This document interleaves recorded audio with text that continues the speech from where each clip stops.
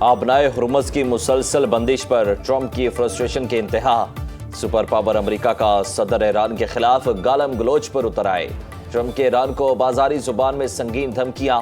Social media پر غیر اخلاقی زبان کا استعمال کرتے ہوئے ایران کے بجلی گھر اور پل تباہ کرنے کی دھمکی دی۔ سوشل میڈیا پر پیغام میں کہا کہ منگل کو بجلی گھر اور پاور پلانٹ ایک ساتھ ملیہ میٹ کر دیے جائیں گے۔ ایران کو مخاطب کرتے ہوئے کہا کہ آبنائے ہرمز کھول دو ورنہ جہنم میں دھکیل دیے جائے گے۔ ایران میں ایسا منظر پہلے کبھی نہیں دیکھا ہوگا۔ امریکی میڈیا سے ٹیلی فون پر گفتگو کرتے ہوئے کہا کہ اگر ایران جلد معاہدہ نہیں کرتا تو سب کچھ تباہ کرنے اور تیل پر قبضہ کرنے پر غور کر رہا ہوں۔ مزید کہا کہ امریکہ نے رواں برس ایرانی مظاہرین کے لیے کردوں کے ذریعے اسلحہ بھیجا تھا۔ میرا خیال ہے کہ وہ بندوقیں کردوں نے خود رکھ لی۔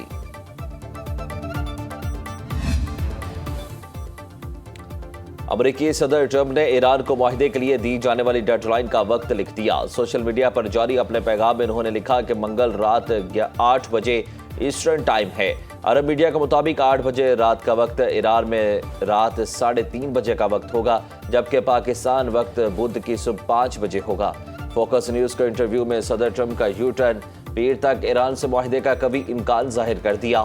کہتے ہیں امریکہ اور ایران کے درمیان مذاکرات جاری ہیں، پیر تک ڈیل ہو سکتی ہے۔ ایک امریکی اخبار سے گفتگو میں کہا کہ ایران جنگ خاتمے کے لیے کوئی ٹائم لائن نہیں دے سکتے۔ ایرانی سپریم لیڈر مجتبی علی خامنائی کے سینئر مشیر علی اکبر ولایتی نے یمن کی سمندری گزرگاہ باب المندب کی بندش کا اشارہ دے دیا۔ صدر ٹرمپ کے غیر اخلاقی اور دھمکی امیز بیان پر رد عمل میں کہا کہ مزاحمتی محاذ کی متحدہ کمان باب المندب کو آبنائے ہرمز کی طرح دیکھتی ہے۔ امریکہ نے غلطی کی تو عالمی توانائی تجارت کا بہاؤ ایک ہی وار سے مفلوج ہو سکتا ہے۔ ایرانی عسکری قیادت کے مطابق مزید جارحیت ہوئی تو جواب پورے خطے میں دیا جائے گا۔ ایران کو شکست دینے کا خواب کبھی پورا نہیں ہوگا۔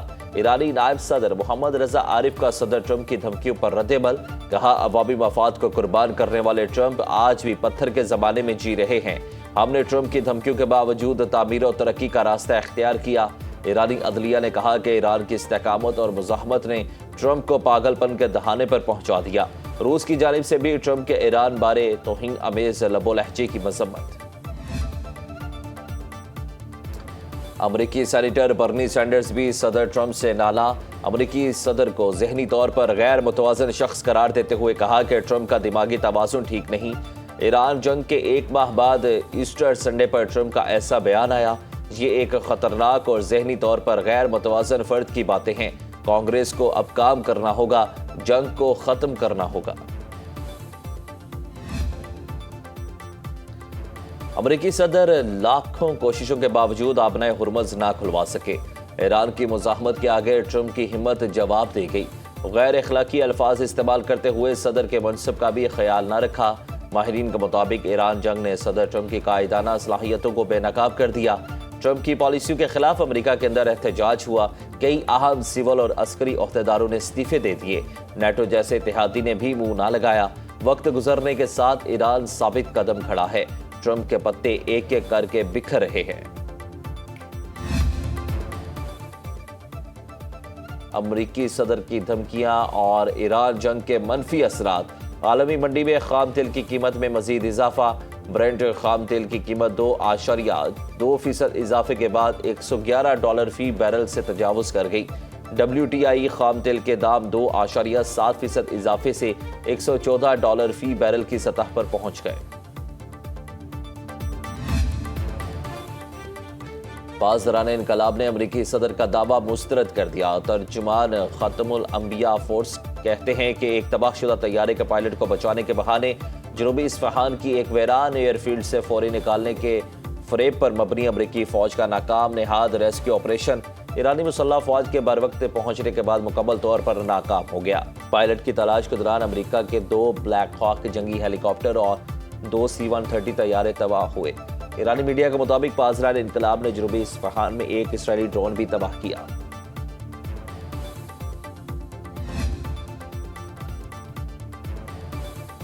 امریکہ اور اسرائیل کے ایران پر فضائی حملے۔ روس نے وہ شہر جوہری پلانٹ میں کام کرنے والے اپنے 2 شہریوں کو نکال لیا۔ فارسی نیوز ایجنسی کے مطابق ایران کے صوبہ کو گیلیا میں اور بریر احمد میں مختلف مقامات پر ہوئے حملوں میں کم از کم 9 افراد شہید اور 8 زخمی ہوئے۔ صوبہ اردبیل میں حملوں میں 3 افراد شہید ہوئے۔ شہداء کی تعداد 2080 سے بڑھ گئی۔ 26,000 سے زائد زخمی ہیں۔ ایران نے دشمنوں سے رابطے کے الزام میں 100 سے زائد افراد کے بینک اکاؤنٹس منجمد کر دیے۔ آپریشن وعدہ صادق کی 97ویں لہر۔ ایران کا خلیج اور اسرائیل میں متعدد اہداف کو نشانہ بنانے کا دعویٰ۔ قاسم، خیبر شکن اور غدیر میزائل داغے گئے۔ خلیج فارس اور ملحقہ علاقوں میں امریکی اسرائیلی اہداف کو نشانہ بنایا۔ کویت میں محمد الاحمد بحری اڈے کو قریب امریکی کمانڈرز اور افسران کے اجتماع کو بیلسٹک میزائلوں سے ڈرون سے نشانہ بنایا گیا، جس کے بعد ایمبولینسز کی بڑی تعداد میں آمد بھاری جانی نقصان کی نشاندہی کرتی ہے۔ کویتی وزارت پانی اور بجلی کے مطابق بجلی گھروں اور ڈسٹریلیشن پلانٹس پر بھی حملے کیے گئے، جس کے بعد بجلی پیداوار کے 2 یونٹس تباہ کر دیے گئے۔ ایرانی حملوں کے باعث تل ابیب اور دیگر اسرائیلی شہروں میں خطرے کے سائرن بجتے رہے۔ حیفا میں ایرانی میزائل حملے میں 4 افراد زخمی۔ اسرائیلی ایمرجنسی سروس میگن ڈیوڈ ادوام کے مطابق ملبے تلے مزید لوگوں کے دبے ہونے کا خدشہ ہے۔ ایرانی سپریم لیڈر منظر عام پر مجتبی علی خامنہئی کی رہبر اعلیٰ منتخب ہونے کے بعد پہلی ویڈیو جاری۔ سپریم لیڈر فوٹیج میں ملٹری آپریشنز روم کی طرف جا رہے ہیں، جہاں اسرائیل کی دیمونا نیوکلیئر سائٹ کی تصویر نظر آ رہی ہے، جس کے نیچے اس کی لوکیشن بھی درج ہے۔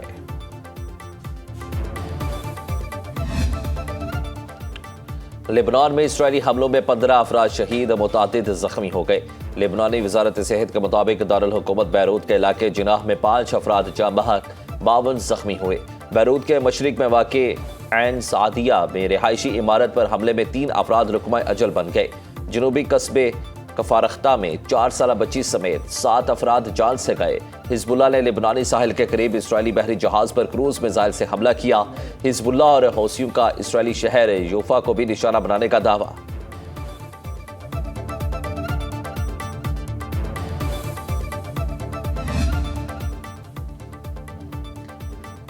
مودی کی اسرائیل کی جانب جھکاؤ پالیسی خفیہ کرپٹ نیٹ ورک کے اثر و رسوخ کے تحت تشکیل پائی۔ نیو یارک ٹائمز نے رپورٹ میں لکھا کہ امریکی محکمہ انصاف کی رپورٹ کے مطابق عالمی سطح پر بھارت کی اسرائیل پالیسی جیفری ایپسٹین کی ہدایات پر بنی۔ سزا یافتہ مجرم نے بھارت کی اسرائیل پالیسی میں اسٹریٹجک جھکاؤ کی تجویز دی، جس میں $2 ارب کے اسلحہ اور انٹیلیجنس خریداری میں اضافہ شامل تھا تاکہ وائٹ ہاؤس کی حمایت حاصل کی جا سکے۔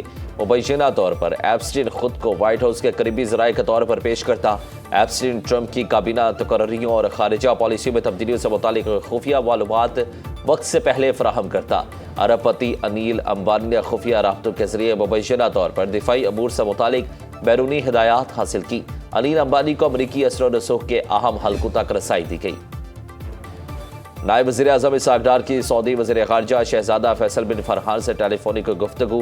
پاک سعودی وزراء خارجہ کا تازہ ترین علاقائی صورتحال پر تبادلہ خیال۔ خطے میں امن اور استحکام کے لیے کشیدگی میں کمی پر زور۔ ترجمان دفتر خارجہ کے مطابق دونوں وزراء خارجہ نے قریبی روابط برقرار رکھنے پر اتفاق کیا۔ اسحاق ڈار اور ایران کے وزیر خارجہ عباس عراقچی کے درمیان بھی ٹیلی فونک رابطہ۔ اسحاق ڈار نے کشیدگی میں کمی سے متعلق تمام کوششوں کے لیے پاکستان کی حمایت کا اعادہ کیا۔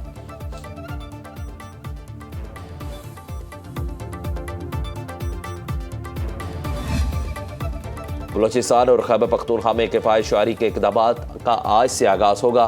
وزارت داخلہ بلوچستان کے نوٹیفیکیشن کے مطابق تمام مارکیٹس اور شاپنگ سینٹرز رات 8 بجے تک بند ہوں گے۔ دواخانے، تندور اور نان بھائی اس پابندی سے مستثنیٰ ہوں گے۔ وزارت داخلہ کے مطابق ریسٹورنٹس اور ہوٹلز رات 10 بجے تک بند کیے جائیں گے۔ خیبر پختونخوا کے تمام ڈویژنل ہیڈ کوارٹرز میں مارکیٹیں رات 9 بجے بند ہوں گی۔ دیگر اضلاع میں تمام مارکیٹس رات 8 بجے بند کرنے کا حکم۔ ریسٹورنٹس اور کیفے رات 10 بجے بند ہوں گے۔ ہوم ڈیلیوری جاری رہے گی۔ شادی اور ایونٹ ہالز کا وقت بھی 10 بجے تک مقرر۔ ہسپتال، فارمیسی، پیٹرول پمپ اور تندور سے پابندی پر استثناء حاصل۔ نوٹیفیکیشن حاصل۔ راولپنڈی کے صوبائی حلقے PP10 میں ترقیاتی منصوبوں کا تسلسل۔ یونین کونسل کے علاقے گاہی سعیدہ سے لنک روڈ کی تقریب۔ پارلیمانی سیکرٹری چودھری نعیم اعجاز نے گاہی سعیدہ روڈ کا افتتاح کیا۔ تقریب سے خطاب میں کہا کہ وزیر اعلیٰ پنجاب مریم نواز نے PP10 کے لیے اربوں روپے کے فنڈز جاری کیے ہیں۔ جوڑیاں سے چکری سمیت اہم سڑکوں کی تعمیر و مرمت کا کام جاری ہے۔ چودھری نعیم اعجاز نے کہا کہ ملک میں ترقی اور خوشحالی ہمیشہ نون لیگ کے دور میں آئی ہے۔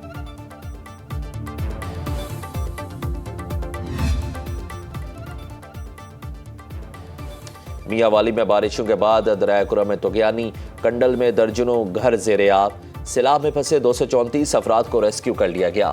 مزید لوگوں کی محفوظ مقامات پر منتقلی کا عمل جاری۔ تربیلا ڈیم میں بھی پانی کی آمد میں اضافہ، پانی ڈیڈ لیول سے 52 فٹ تک بلند ہو گیا۔ بلائی، خیبر پختونخوا، گلگت بلتستان اور کشمیر میں مزید بارشیں متوقع۔ کوئٹہ، پشین، کلا عبداللہ، چمن، واشق، پنجگور، کیچ، اواران اور ساحلی علاقوں میں بارش کی پیش گوئی۔